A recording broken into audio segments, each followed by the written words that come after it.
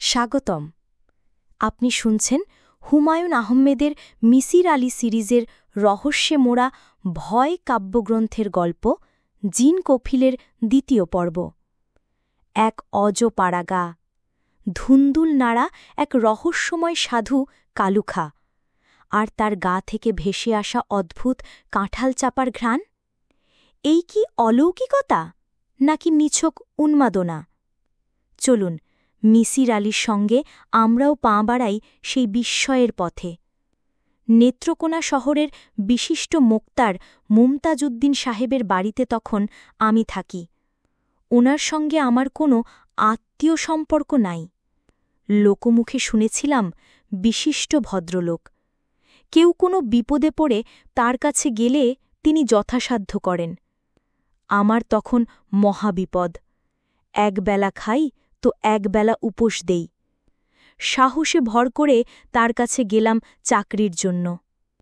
উনি বললেন, চাকরি যে দিব, পড়াশোনা কি জানো? আমি বললাম, উলা পাশ করছি। উনি বিরক্ত হয়ে বললেন, মাদ্রাসা পাশ করা লোক, তোমারে আমি কি চাকরি দিব? আইএ বিএ পাশ থাকলে কথা ছিল, চেষ্টা চরিত্র করে দেখতাম। চেষ্টা করারও তো কিছু নাই। আমি চুপ করে রইলাম। মনটা খুব খারাপ হয়ে গেল। বড় আশা ছিল কিছু হবে। একটা পয়সা সঙ্গে নাই। উপোস দিচ্ছি। রাতে নেত্রকোনা স্টেশনে ঘুমাই। মোক্তার সাহেব বললেন, তোমাকে চাকরি দেওয়া সম্ভব না। নেও, এই ২০টা টাকা রাখো, অন্য কারো কাছে যাও। মসজিদে খোঁজটোজ নেও, ইমামতি পাও কিনা দেখো। আমি টাকাটা নিলাম। তারপর বললাম, ভিক্ষা নেওয়া আমার পক্ষে সম্ভব না। ঘরের কোনো কাজকর্ম থাকে বলেন, করে দিই। তিনি অবাক হয়ে বললেন, কি কাজ করতে চাও? আমি বললাম, যা বলবেন করব। বাগানের ঘাসগুলো তুলে দিই? আচ্ছা দাও। আমি বাগান পরিষ্কার করে দিলাম। গাছগুলোতে পানি দিলাম। দু-এক জায়গায় মাটি কুপিয়ে দিলাম। সন্ধ্যাবেলা কাজ শেষ করে বললাম, জনাব যাই, আপনার অনেক মেহেরবানি। আল্লাহ পাকের দরবারে আমি আপনার জন্য দোয়া করি। মোক্তার সাহেব বললেন, এখন যাবে কোথায়? স্টেশনে। রাতে নেত্রকোনা স্টেশনে আমি ঘুমাই। এক কাজ করো, রাতটা এইখানেই থাকো, তারপর দেখি। আমি থেকে গেলাম।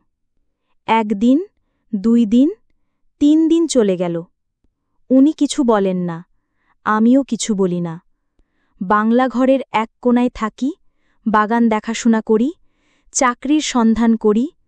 ছোট শহর, আমার কোনো চীনা পরিচয়ও নাই। কে দেবে চাকরি? ঘুরাঘুরি সার হয়। মোক্তার সাহেবের সঙ্গে মাঝে মধ্যে দেখা হয়। আমি বড়ই শর্মিন্দা বোধ করি। উনিও এমন ভাব করেন যেন আমাকে চেনেন না। মাসখানেক এইভাবে চলে গেল। আমি মোটামুটি তাদের পরিবারের একজন হয়ে গেলাম। মোক্তার সাহেবের স্ত্রীকে মা ডাকি। ভেতরের বাড়িতে খেতে যাই। তাদের কোনো একটা উপকার করার সুযোগ পেলে প্রাণপণে করার চেষ্টা করি। বাজার করে দিই, কল থেকে পানি তুলে দিই। মোক্তার সাহেবের কাছে যখন মোক্কেলরা আসে, তিনি ঘন ঘন তামাক খান। সেই তামাকও আমি সেজে দিই। চাকর বাকরের কাজ আমি আনন্দের সঙ্গেই করি। মাঝে মাঝে মনটা খুবই খারাপ হয়। দরজা বন্ধ করে এক মনে কোরআন শরীফ পড়ি। আল্লাহ পাকরে ডেকে বলি, হে আল্লাহ, আমার একটা উপায় করে দাও। কতদিন আর মানুষের বাড়িতে অন্নদাস হয়ে থাকব? আল্লাহ পাক মুখ তুলে তাকালেন। সিদ্দিকুর রহমান সাহেব বলে এক ব্যবসায়ী, বলতে গেলে সেধে, আমাকে চাকরি দিয়ে দিলেন। চালের আড়তে হিসাবপত্র রাখা। মাসিক বেতন ৫০০ টাকা। মুক্তার সাহেবকে সালাম করে খবরটা দিলাম। উনি খুবই খুশি হলেন। বললেন, তোমাকে অনেক দিন ধরে দেখতেছি। তুমি সৎ স্বভাবের মানুষ। ঠিকমতো কাজ করো, তোমার আয় উন্নতি হবে। আর রাতে তুমি আমার বাড়িতেই থাকো। তোমার কোনো অসুবিধা নাই। খাওয়া দাওয়াও এইখানেই করবে। তোমাকে আমি ঘরের ছেলের মতোই দেখি। আনন্দে মনটা ভরে গেল, চোখে পানি এসে গেল। আমি মুক্তার সাহেবের কথা মতো তার বাড়িতেই থাকতে লাগলাম। ইচ্ছা করলে চালের আড়তে থাকতে পারতাম, মন টানল না। তাছাড়া মুক্তার সাহেবের বাগানটা নিজের হাতে তৈরি করেছি। দিনের মধ্যে কিছুটা সময় বাগানে না থাকলে খুব অস্থির অস্থির লাগে। 1 মাস চাকরির পর প্রথম বেতন পেলাম। 500 টাকার বদলে সিদ্দিকুর রহমান সাহেব 600 টাকা দিয়ে বললেন, তোমার কাজকর্ম ভালো, এইভাবে কাজকর্ম করলে বেতন আরও বাড়িয়ে দিব। আমার মনে বড় আনন্দ হল। আমি তখন একটা কাজ করলাম, পাগলামিও বলতে পারেন। বেতনের সব টাকা খরচ করে মুক্তার সাহেবের স্ত্রী এবং তার 3 মেয়ের জন্য 4টা শাড়ি কিনে ফেললাম। টাঙ্গাইলের সুতি শাড়ি, মুক্তার সাহেবের জন্য একটা খদ্দরের চাদর। মুক্তার সাহেবের স্ত্রী বললেন, তোমার কি মাথাটা খারাপ? এইটা তুমি কি করলা? বেতনের প্রথম টাকা তুমি তোমার আত্মীয় স্বজনের জন্য জিনিস কিনবা, বাড়িতে টাকা পাঠাইবা? আমি বললাম, মা, আমার আত্মীয় স্বজন কেউ নাই, আপনারাই আমার আত্মীয় স্বজন। উনি খুবই অবাক হয়ে বললেন, কই, কোনোদিন তো কিছু বলো নাই? আপনি জিজ্ঞেস করেন নাই, এই জন্য বলি নাই। আমার বাবা মা খুব ছোটবেলায় মারা গেছেন। আমি মানুষ হয়েছি এতিমখানায়। এতিমখানা থেকেই উলা পাশ করেছি। উনি আমার কথায় মনে খুব কষ্ট পেলেন। উনার মনটা ছিল পানির মতো, সব সময় টলটল করে। উনি বললেন, কিছু মনে নিও না, আমার আগেই জিজ্ঞেস করা উচিত ছিল। তুমি আমারে মা ডাক আর আমি তোমার সম্পর্কে কিছুই জানি না, এইটা খুবই অন্যায় কথা। আমার খুব অন্যায় হয়েছে। উনি তার 3 মেয়েরে ডেকে বললেন, তোমরা এরে আইজ থাইক্কা নিজের ভাইয়ের মতো দেখবা, মনে করবা তোমার এক ভাই, তার সামনে পর্দা করার দরকার নাই। এর মধ্যে একটা বিশেষ জরুরি কথা বলতে ভুলে গেছি, মুক্তার সাহেবের ছোট মেয়ে লতিফার কথা। এই মেয়েটা পরীর মতো সুন্দর, একটু পাগল ধরনের, নিজের মনে কথা বলে, নিজের মনে হাসে, যখন তখন বাংলা ঘরে চলে আসে, আমার সঙ্গে 2-1টা টুকটাক কথাও বলে, অদ্ভুত সব কথা। একদিন এসে বলল, এই যে মৌলানা সাব, একটা কথা জিজ্ঞেস করতে আসছি। আচ্ছা বলেন তো, শয়তান পুরুষ না মেয়ে ছেলে? আমি বললাম, শয়তান পুরুষ। লতিফা বলল, আল্লাহ মেয়ে শয়তান তৈরি করেন নাই কেন? আমি বললাম, তা তো জানি না, আল্লাহ পাকের ইচ্ছার খবর কেমনে জানব? আমি অতি তুচ্ছ মানুষ। কিন্তু শয়তান যে পুরুষ তা আপনি জানেন? জানি। আপনি ভুল জানেন, শয়তান পুরুষও না, স্ত্রীও না, শয়তান আলাদা এক জাত। আমি মেয়েটার বুদ্ধি দেখে খুবই অবাক হই। এই রকম সে প্রায়ই করে। একদিনের কথা, ছুটির দিন, দুপুরবেলা, বাংলা ঘরে আমি ঘুমাচ্ছি। হঠাৎ ঘুম ভেঙে গেল। অবাক হয়ে দেখি লতিফা আমার ঘরে। আমি ধর্মর করে উঠে বসলাম। লতিফা বলল, আপনারে একটা ধাঁধা জিজ্ঞেস করতে আসছি।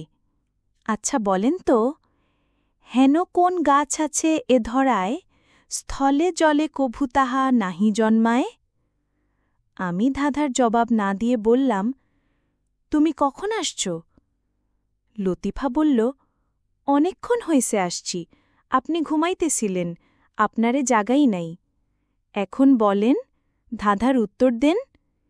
হেন কোন গাছ আছে এ ধরায়, স্থলে জলে কভু তাহা নাহি জন্মায়? আমি বললাম, এইটার উত্তর জানা নাই।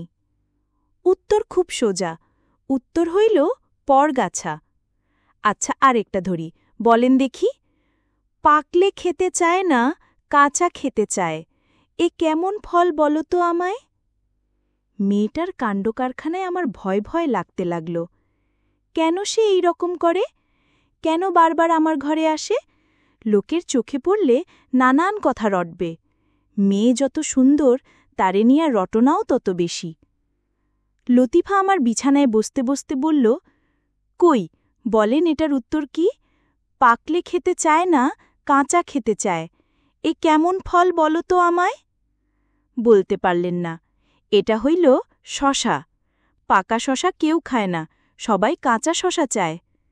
আচ্ছা আপনার বুদ্ধি এত কম কেন? একটাও পারেন না। আপনি একটা ধাঁধা ধরেন, আমি সঙ্গে সঙ্গে বলে দেব। আমি ধাঁধা জানি না লতিফা। আপনি কি জানেন? শুধু আল্লাহ আল্লাহ করতে জানেন, আর কিছু জানেন? লতিফা, তুমি এখন ঘরে যাও। ঘরেই তো আছি। এইটা ঘর না, এটা কি বাহির? যখন তখন তুমি আমার ঘরে আসোটা ঠিক না। ঠিক না কেন? আপনি কি বাঘ না ভালুক? আমি চুপ করে রইলাম। আধা পাগল মেয়েকে আমি কি বলবো? মেয়ে কদিন নিজে বিপদে পড়বে, আমাকেও বিপদে ফেলবে। লতিফা বলল, আমি যে মাঝে মাঝে আপনারখানে আসি, সেইটা আপনার ভালো লাগে না, ঠিক না? হ্যাঁ, ঠিক। ভালো লাগে না কেন? নানানজনে নানান কথা বলতে পারে। কি কথা বলতে পারে? আপনার সঙ্গে আমার ভালোবাসা হয়ে গেছে? চুপ করে আছেন কেন? বলেন। তুমি এখন যাও লতিফা। আচ্ছা যাই, কিন্তু আমি আবার আসব, রাত দুপুরে আসব, তখন দেখবেন কি বিপদ। কেন এরকম করতেছ লতিফা? লতিফা উঠে দাঁড়াতে দাঁড়াতে বলল, যে ভয় পায় তাকে ভয় দেখাতে আমার ভালো লাগে, জন্যে এরকম করি। আচ্ছা মৌলানা সাহেব, যাই। আসসালামু আলাইকুম ওরহমতুল্লাহি ওবারাকাতুহু। হি হি হি হি। ভাই, আপনার কাছে সত্য কথা গোপন করব না। সত্য গোপন করা বিরাট অন্যায়। আল্লাহ পাক সত্য গোপনকারীকে পছন্দ করেন না। চাকরি পাওয়ার পরেও আমি মোক্তা সাহেবের বাড়িতে থেকে গেলাম শুধু লতিফার জন্য। তারে দেখার জন্য মনটা ছটফট করত। মনে মনে অপেক্ষা করতাম কোন সময় তারে কোন নজর হলেও দেখব। তার পায়ের শব্দ শুনলেও বুক ধরফর করত। রাত্রে ভালো ঘুম হতো না। শুধু লতিফার কথা ভাবতাম। বলতে খুব শরম লাগছে ভাইসাব, তবু বলি, লতিফার চুলের কটা কাটা আমি সব সময় আমার সঙ্গে রাখতাম। আমার কাছে মনে হতো এটা চুলের কাঁটা না, 7 রাজার ধন। আমি আল্লাহ পাকের দরবারে কান্নাকাটি করতাম। বলতাম, হে পরওয়ারদিগার, হে গফুরুর রহিম, তুমি আমাকেই কি বিপদে ফেললা? তুমি আমারে উদ্ধার করো। আল্লাপাক আমাকে উদ্ধার করলেন। লতিফার বিবাহের প্রস্তাব আসল। ছেলে মবিবিএস সাপকার, বাড়ি গৌরীপুর, ভালো বংশ, খানদানি পরিবার। ছেলে নিজে সে মেয়ে দেখে গেল। মেয়ে তার খুব পছন্দ হল। পছন্দ না হওয়ার কোনো কারণ নাই। লতিফার মতো রূপবতী মেয়ে সচরাচর দেখা যায় না। ছেলেও দেখতে শুনতে ভালো, শুধু গায়ের রংটা কটু ময়লা। কথায় বার্তায়ও ছেলে অতি ভদ্র। বিয়ে ঠিকঠাক হয়ে গেল। 12ই শ্রাবণ, শুক্রবার দিবাগত রাত্রে বিবাহ পড়ানো হবে। আমার মনটা বড়ই খারাপ হয়ে গেল। আমি জানি মেয়ের সঙ্গে আমার বিবাহের কোনো প্রশ্নই ওঠে না। কোথায় সে আর কোথায় আমি? চাকর শ্রেণীর আশ্রিত কজন মানুষ। জমিজমা নাই, আত্মীয় স্বজন নাই, সহায় সম্বল নাই। তার জন্য আমি কোনোদিন আফসোস করি নাই। আল্লাপাক যাকে যা দেন তাই নিয়েই সন্তুষ্ট থাকতে হয়। আমিও ছিলাম। কিন্তু যেদিন লতিফার বিয়ের কথা পাকাপাকি হয়ে গেল, সেদিন কি যে কষ্ট লাগল বলে আপনাকে বুঝাতে পারব না। সারা রাত শহরের পথে পথে ঘুরলাম। জীবনে কোনোদিন নামাজ কাজা করি নাই। এই প্রথম এশার নামাজ কাজা করলাম। ফজরের নামাজ কাজা করলাম। এতদিন পরে বলতে লজ্জা লাগছে, আমার প্রায় মাথা খারাপের মতো হয়ে গিয়েছিল। ভোরবেলা মুক্তার সাহেবের বাসায় গেলাম। সবার কাছ থেকে বিদায় নিলাম। এইখানে আর থাকব না, বাজারের চালের আড়তে থাকব। মুক্তার সাহেবের স্ত্রী বললেন, এখন যাবে কেন বাবা? মেয়ের বিয়ে ঠিক হয়ে গেছে, কত কাজকর্ম শেষ করে তারপর যাও। আমি মিথ্যা কথা বলি না। প্রথম মিথ্যা বললাম। আমি বললাম, মা সিদ্দিকুর রহমান সাহেব আমাকে আজই দোকানে গিয়ে উঠতে বলেছেন। উনি আমার মণিবনদাতা, ওনার কথা না রাখলে অন্যায় হবে। বিয়ের সময় আমি চলে আসব, কাজকর্মে কোনো অসুবিধা হবে না মা। সবার কাছ থেকেই বিদায় নিলাম। লতিফার কাছ থেকে বিদায় নিতে পারলাম না। সে যখন সামনে এসে দাঁড়াল, তখন চোখ তুলে তার দিকে তাকাতে পর্যন্ত পারলাম না। লতিফা বলল, চলে যাচ্ছেন? আমি বললাম, হ্যাঁ। কেন? আমরা কি কোনো দোষ করেছি? ছি, দোষ করবে কেন? আচ্ছা, যাওয়ার আগেই ধাঁধাটা ভাঙায় দিয়ে যান। বলেন দেখি। জানি না লতিফা। ছাই ছাড়া শোয় না, লাথি ছাড়া ওঠে না। এই জিনিস কি? এত সহজ জিনিস পারলেন না? এটা হলো কুকুর, আচ্ছা যান, দোষঘাট হলে ক্ষমা করে দিয়েন। আমি আড়তে চলে আসলাম। রাত ৮টার দিকে মুক্তার সাহেব লোক পাঠিয়ে আমাকে ডাকিয়ে নিয়ে গেলেন। তিনি শোবার ঘরে চেয়ারে বসেছিলেন। আমাকে সেইখানে নিয়ে যাওয়া হলো। আমি খুবই অবাক হলাম, একটু ভয় ভয়ও করতে লাগল। তাকিয়ে দেখি মুক্তার সাহেবের স্ত্রী খাটে বসে আছেন, নিঃশব্দে কাঁদছেন। আমি কিছুই বুঝলাম না। বুক ধরফর করতে লাগল, না জানি কি হয়েছে। মুক্তার সাহেব বললেন, তোমাকে আমি পুত্রের মতো স্নেহ করেছি, তার বদলে তুমি এই করলে? দুধ দিয়ে কালসাপ পোষার কথা শুধু শুনেছি, আজ নিজের চোখে দেখলাম। আমি মুক্তার সাহেবের স্ত্রীর দিকে তাকিয়ে বললাম, মা, আমি কিছুই বুঝতেছি না। মুক্তার সাহেব চাপা স্বরে বললেন, বোকা সাজের দরকার নাই, বোকা সাজবা না। তুমি যা করেছ তা তুমি ভালোই জানো। তুমি পথের কুকুরেরও অধম। আমি বললাম, আমার কি অপরাধ, দয়া করে বলেন। মুক্তার সাহেব রাগে কেঁপতে কেঁপতে বললেন, মেথরপট্টিতে যে শুয়োর থাকে, তুই তার চেয়েও অধম। তুই নর্দমার ময়লা। বলতে বলতে তিনিও কেঁদে ফেললেন। মুক্তার সাহেবের স্ত্রী বললেন, লতিফা সবই আমাদের বলেছে, কিছুই লুকায় নাই। এখনই অপমান, এই লজ্জার হাত থেকে বাঁচার একমাত্র উপায় লতিফার সঙ্গে তোমার বিবাহ দেওয়া। তুমি তাতে রাজি আছো, না মেয়ের সর্বনাশ করে পালানোই তোমার ইচ্ছা? আমি বললাম, মা, আপনি কি বলছেন? আমি কিছুই বুঝতে পারতেছি না। লতিফা কি বলেছে আমি জানি না, তবে আপনারা যা বলবেন আমি তাই করব। আল্লাপাক উপরে আছেন, তিনি সব জানেন। আমি কোনো অন্যায় করি নাই, মা। মোক্তার সাহেব চিৎকার করে বললেন, চুপ থাক শোরের বাচ্চা, চুপ থাক। সেই রাতেই কাজী ডাকিয়ে বিয়ে পড়ানো হলো। বাসর রাতে লতিফা বলল, আমি একটা অন্যায় করেছি, আপনার সাথে যেন বিবাহ হয়, এই জন্য বাবা মাকে মিথ্যে করে বলেছি আমার পেটে সন্তান আছে। বিরাট অপরাধ করেছি, আপনার কাছে ক্ষমা চাই। আমি বললাম, লতিফা, আমি তোমার অপরাধ ক্ষমা করলাম, তুমি আল্লাহ পাকের কাছে ক্ষমা চাও। আপনি ক্ষমা করলেই আল্লাহ ক্ষমা করবেন। তাছাড়া আমি তেমন বড় অপরাধ তো করি নাই, সামান্য মিথ্যে বলেছি। আপনাকে বিবাহ করার জন্য, অনেক বড় অপরাধ করার জন্য আমি তৈরি ছিলাম। আচ্ছা এখন বলেন, এই ধাঁধাটির মানে কি? আমার একটা পাখি আছে, যা দেই সে খায়, কিছুতেই মরে না, পাখি জলে মারা যায়। বুঝলেন ভাই সাহেব? আনন্দে আমার চোখে পানি এসে গেল। এই আনন্দের কোনো সীমা নাই। আমার মতো নাদান মানুষের জন্য আল্লাপাক এত আনন্দ রেখে দিয়েছেন আমি কল্পনাও করি নাই।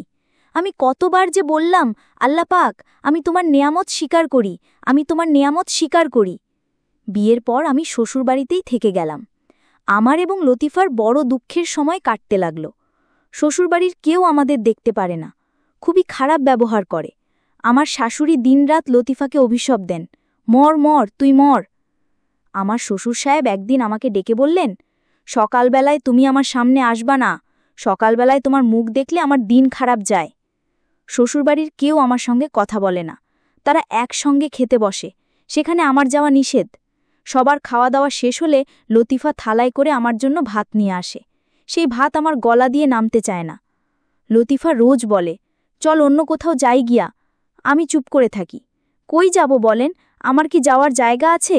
যাওয়ার কোনো জায়গা নাই। লতিফা খুব কান্নাকাটি করে। একদিন খুব অপমানের মধ্যে পড়লাম। আমার শ্বশুর সাহেবের পাঞ্জাবির পকেট থেকে 1000 টাকা চুরি গেছে। তিনি আমারে ডেকে নিয়ে বললেন, এই নে দাড়িওয়ালা, তুমি কি আমার টাকা নিছো? আমার চোখে পানি এসে গেল। এই কি অপমানের কথা! আমি দরিদ্র, আমার যাওয়ার জায়গা নাই, সবই সত্য, কিন্তু তাই বলে কি আমি চোর? ছি ছি। শ্বশুর সাহেব বললেন, কথা বলো না কেন? আমি বললাম, আমারে অপমান কইরেন না, যত ছোটই হই আমি আপনার কন্যার স্বামী। শ্বশুর সাহেব বললেন, চুপ, চোর আবার ধর্মের কথা বলে? সেই দিন থেকে লতিফা খাওয়া দাওয়া বন্ধ করে দিল। সে বলল, এই বাড়ির ভাত সে মুখে দিবে না। আমার শাশুড়ি বললেন, ঢং করিস না, এই বাড়ির ভাত ছাড়া তুই ভাত পাইবি কই? 2 দিন 2 রাত গেল, লতিফা পানি ছাড়া কিছুই মুখে দেয় না। আমারে বলে, তুমি আমারে অন্য কোথাও নিয়ে চলো, দরকার হইলে গাছতলায় নিয়ে চলো, এই বাড়ির ভাত আমি মুখে দিব না। আমি মহাবিপদে পড়লাম। সারা রাত আল্লাহরে ডাকলাম। ফজরের নামাজের শেষে আল্লাহ পাকের দরবারে হাত উঠায়ে বললাম, হে মাবুদ, হে পাক পরওয়ারদিগার, তুমি ছাড়া আমি কার কাছে যাব? আমার দুঃখের কথা কারে বলবো? কে আছে আমার? তুমি আমারে বিপদ থাইকে বাঁচাও। আল্লাহ পাক আমার প্রার্থনা শুনলেন। ভোরবেলায় চালের আটতে গিয়েছি। সিদ্দিকুর রহমান সাহেব আমারে ডেকে বললেন, এই যে মৌলানা, আমার একটা উপকার করতে পারবেন? আমি বললাম, জি জনাব, বলেন। ময়মনসিংহ শহরে আমি নতুন বাড়ি করেছি, এখন থেকে ওই বাড়িতে থাকব। সপ্তাহে সপ্তাহে এইখানে আসব। নেত্রকোনায় আমার যে বাড়ি আছে, তুমি কি এই বাড়িতে থাকতে পারবে? নেত্রকোনার বাড়ি আমি বিক্রি করতে চাই না। শুনলাম তুমি বিবাহ করেছ, তুমি এবং তোমার স্ত্রী দুইজন মিলে থাকো। আমি বললাম, জনাব, আমি অবশ্যই থাকব। তাহলে তুমি এক কাজ করো, আজকেই চলে আসো। একতলার কয়েকটা ঘর নিয়ে তুমি থাকো, দোতলার ঘর তালা বন্ধ থাকুক। জি আচ্ছা। বাড়িটা শহর থেকে দূরে, তবে ভয়ের কিছু নেই। একজন দারোয়ান আছে, 24 ঘণ্টা থাকবে। দারোয়ানের নাম বলরাম, ভালো লোক। জনাব, আমি আজকেই উঠব। সেই দিন বিকালেই সিদ্দিক সাহেবের বাড়িতে গিয়া উঠলাম। বিরাট বাড়ি, বাড়ির নাম সরজুবালা হাউস। হিন্দু বাড়ি ছিল, সিদ্দিক সাহেবের বাবা কিনে নিয়েছিলেন। 8 ইঞ্চি ইটের দেয়ালে বাড়ির চারদিক ঘেরা, দোতলা পাকা দালান, বিরাট বড় বড় বারান্দা, দেয়ালের ভিতরে নানান জাতের গাছগাছরা। দিনের বেলায়ও অন্ধকার হয়ে থাকে। আমি লতিফাকে বললাম, লতিফা, বাড়ি পছন্দ হয়েছে লতিফা? লতিফা আনন্দে কেঁদে ফেলল। 2 দিন খাওয়া দাওয়া না করায় লতিফার শরীর নষ্ট হয়ে গিয়েছিল। চোখ ছোট ছোট, ঠোঁট কালচে, মুখ শুকিয়ে এতটুকু হয়ে গেছে। এই অবস্থাতেই সে রান্নাবান্না করল। অতি সামান্য আয়োজন, ভাত, ডাল, পেঁপে ভাজা। খেতে অমৃতের মতো লাগল ভাই সাহেব। খাওয়া দাওয়ার পর দুজনে হাত ধরাধরি করে বাগানে হাঁটলাম। হাসবেন না ভাই সাব, তখন আমাদের বয়স ছিল অল্প, মন ছিল অন্য রকম। হাঁটতে হাঁটতে আমার মনে হল, এই দুনিয়াতে আল্লাপাক আমার মতো সুখী মানুষ আর তৈরি করেন নাই। আনন্দে বারবার চোখে পানি এসে যাচ্ছিল ভাই সাহেব। ক্লান্ত হয়ে একসময় একটা লিচু গাছের নিচে আমরা বসলাম। লতিফা বলল, আমি যে মিথ্যা কথা বইলা আপনারে বিবাহ করছি, এই জন্য কি আমার উপর রাগ করছেন? আমি বললাম, না লতিফা, আমার মতো সুখী মানুষ নাই। যদি সুখী হন তাহলে এই ধাঁধাটা পারেন কিনা দেখেন। বলেন দেখি, কাটলে বাঁচে, না কাটলে মরে, এমন সুন্দর ফল কোন গাছেতে ধরে? পারলাম না লতিফা। ভালোমতো চিন্তা কইরা বলেন, এইটা পারা দরকার, খুব দরকার। কাটলে বাঁচে, না কাটলে মরে, এমন সুন্দর ফল কোন গাছেতে ধরে? পারব না লতিফা, আমার বুদ্ধি কম। এইটা হইল সন্তানের নাড়ি কাটা। সন্তানের জন্মের পর নাড়ি কাটলে সন্তান বাঁচে, না কাটলে বাঁচে না। আচ্ছা, এই ধাঁধাটা আপনারে কেন জিজ্ঞেস করলাম বলেন তো? তুমি বলো, আমার বিচার বুদ্ধি খুবই কম। এইটা আপনারে বললাম কারণ আমার সন্তান হবে। লতিফা লজ্জায় 2 হাতে মুখ ঢেকে ফেলল। কি যে আনন্দ আমার হলো ভাই সাহেব, কি যে আনন্দ! সেই রাতে লতিফার জ্বর আসল। বেশ ভালো জ্বর। আমি জ্বরের খবর রাখি না, ঘুমাচ্ছি। লতিফা আমারে ডেকে তুলল, বলল, আমার খুব ভয় লাগতেছে, একটু উঠেন তো। আমি উঠলাম। ঘর অন্ধকার, কিচ্ছু দেখা যায় না। হারিকেন জ্বালায় শুয়েছিলাম, বাতাসে নিভে গেছে। হারিকেন জ্বালালাম। তাকিয়ে দেখি লতিফার মুখ ভয়ে সদা হয়ে গেছে। সে ফিসফিস করে বলল, ছাদের কার্নিশে কে যেন হাঁটে। আমি শোনার চেষ্টা করলাম, কিছু শুনলাম না। লতিফা বলল, আমি স্পষ্ট শুনেছি, একবার না অনেকবার শুনেছি, জুতা পায়ে দিয়ে হাঁটে। জুতার শব্দ হয়, হাঁটার শব্দ হয়। বোধহয় দারোয়ান। না, দারোয়ান না, অন্য কেউ। কি করে বুঝলা অন্য কেউ? বললাম না, জুতার শব্দ। দারোয়ান কি জুতা পরে? তুমি থাকো, আমি খোঁজ নিয়ে আসি। না না, এইখানে একা থাকলে আমি মরে যাব। আমি লতিফার হাত ধরে বসে রইলাম। এই প্রথম বুঝলাম লতিফার খুব জ্বর। জ্বর আরও বাড়ল, একসময় জ্বর নিয়ে ঘুমায় পড়ল। তখন আমি নিজেই শব্দটা শুনলাম, ঝনঝন শব্দ। জুতার শব্দ না, অন্যরকম শব্দ, ঝনঝন রঞ্ঝন। এক মনে আয়াতুল কুরসি পড়লাম। 3 বার আয়াতুল কুরসি পড়ে হাততালি দিলে সেই হাততালির শব্দ যতদূর যায় ততদূর কোনো জিন ভূত আসে না। হাততালি দেওয়ার পর ঝনঝন শব্দ কমে গেল, তবে পুরোপুরি গেল না। আমি সারা রাত জেগে কাটালাম। ভোরবেলা সব স্বাভাবিক। রাতে যে এত ভয় পেয়েছিলাম মনেই রইল না। লতিফার গায়েও জ্বর নেই। সে ঘরদুয়ার গোছাতে শুরু করল। একতলার সর্বদক্ষিণের 2 ঘর আমরা নিয়েছি। বারান্দা আছে, কাছেই কলঘর। লতিফা নিজের সংসার ঠিকঠাক করতে ব্যস্ত হয়ে পড়ল। দারোয়ান বলরাম সাহায্য করার জন্য চলে আসল। বলরামের বয়স প্রায় ৭০-এর কাছাকাছি। আদিবাড়ি নেপালে, ১০ বছর বয়সে বাংলাদেশে এসেছে আর ফিরে যায়নি। এখন পুরোপুরি বাঙালি। বাঙালি একটি মেয়েকে বিয়ে করেছিল, সে মেয়ে মরে গেছে। বলরামের এক ছেলে আছে, খুলনার এক ব্যাংকের দারোয়ান। ছেলে বিয়েশাদী করেছে, বাবার কোনো খোঁজখবর করে না। বলরামের সঙ্গে অতি অল্প সময়ে লতিফার ভাব। বলরাম লতিফাকে মা ডাকা শুরু করল। আমি নিশ্চিন্ত হয়ে দোকানে চলে গেলাম। ফিরতে সন্ধ্যা হয়ে গেল। বাড়িতে ঢুকে দেখি বারান্দায় পা ছড়িয়ে লতিফা বসে আছে। তার মুখ শুকনা। আমি বললাম, কি হয়েছে? ভয় লাগছে। কিসের ভয়? বিকেলে ঘুমিয়ে পড়েছিলাম, একটা খুব খারাপ স্বপ্ন দেখেছি। কি স্বপ্ন? দেখলাম আমি ঘুমাচ্ছি, একটা লম্বা, কালো এবং খুব মোটা লোক ঘরে ঢুকল। লোকটার সারা শরীরে বড় বড় লোম, কোনো দাঁত নেই, চোখগুলো অসম্ভব ছোট, ছোট দেখাই যায় না, এই রকম। হাতের থাবাগুলিও খুব ছোট, বাচ্চা ছেলেদের মতো। আমি লোকটাকে দেখে ভয়ে চিৎকার করে উঠলাম।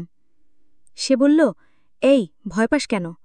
আমার নাম কফিল, আমি তো তোর সাথেই থাকি, তুই টের পাস না? তুই বিয়ে করেছিস, আমি কিছু বলি নাই। এখন আবার সন্তান হবে, ভালোমতো শুনে রাখ, তোর সন্তানটানে আমি শেষ করে দিব। এখনই শেষ করলে তোর ক্ষতি হবে, এই জন্য কিছু করছি না। সন্তান জন্মের ৭ দিনের ভিতর আমি তারে শেষ করব। এই বলেই সে আমারে ধরতে আসল। আমি চিৎকার করে জেগে উঠলাম। তারপর থেকে এইখানে বসে আছি। আমি বললাম, স্বপ্ন হলো স্বপ্ন। কত খারাপ খারাপ স্বপ্ন মানুষ দেখে। সবচেয়ে বেশি খারাপ স্বপ্ন দেখে পোয়াতি মেয়ে ছেলে, তাদের মনে থাকে মৃত্যু ভয়। কথাবার্তা বলে লতিফাকে মোটামুটি স্বাভাবিক করে তুললাম। সে ঘরের কাজকর্ম করতে লাগল, রান্না করল। আমরা সকাল সকাল খাওয়া দাওয়া করলাম। তারপর বাগানে হাঁটতে বের হলাম। লতিফা বলল, এই বাড়িতে একটা দোষ আছে, সেইটা কি আপনি জানেন? কি দোষ? এই বাড়িতে একটা খারাপ কুঁয়া আছে। সিদ্দিক সাহেবের ৪ বছর বয়সের একটা ছোট্ট মেয়ে কুঁয়ায় পড়ে মারা গিয়েছিল। কুঁয়াটা দোষী। কি যে তুমি বলো, কুঁয়া দোষী হবে কেন? বাচ্চা মেয়ে খেলতে খেলতে পড়ে গেছে। তা না, কুঁয়াটা আসলেই দোষী। কে বলেছে? বলরাম বলেছে। কুঁয়াটার মুখ সিদ্দিক সাহেব টিন দিয়ে ঢেকে দিয়েছেন। সেই টিনে রাতের বেলা ঝনঝন শব্দ হয়, মনে হয় ছোট কোনো বাচ্চা টিনের উপরে লাফায়। তুমি গতরাতে কোনো ঝনঝন শব্দ শোনো নাই?